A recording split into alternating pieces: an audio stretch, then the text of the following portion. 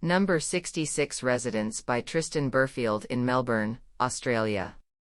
Within a leafy inner-suburban context, this new home for a young family inhabits a long, narrow allotment.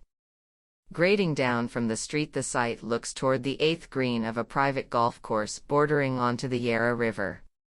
The street frontage and visible length of the home appear quite impenetrable.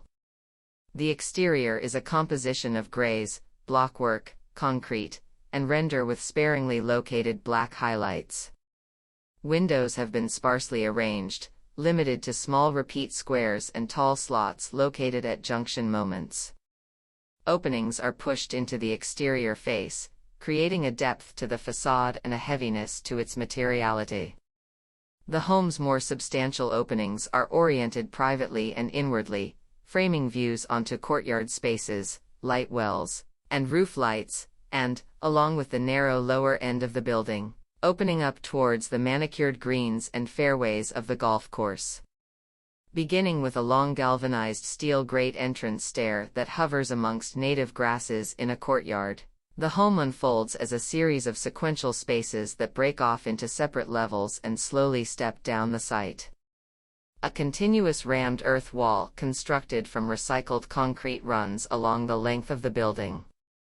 This heavy, robust, and thick wall grounds the palette of equally raw materials that appear throughout: concrete, black battens, charcoal timber, textured grays, crisp whites, and steel are the primary surfaces, with select moments of neutral timbers and softer woven textures in the furnishing selections that bring warmth into the home. A series of tall pivot doors open a generous volume of living space onto an enclosed deck of heavy boardwalk timbers. This space drops off at its edge to an infinity pool that reflects the sky and tree canopies of the golf course beyond. A simple water feature spout from the decking constantly trickles water, rippling the pool surface and creating a peaceful ambient background sound. A long kitchen and dining space borders onto glass that slides away onto a minimal entertaining space in the courtyard, equipped for outdoor cooking and entertaining. Above this runs an 8M bridge linking the upper-level entrance area to the main bedroom space. Secluded, quiet, and calming, its elevated view is framed by a foreground of green roofs, grasses, and flowers, offering privacy from morning golfers.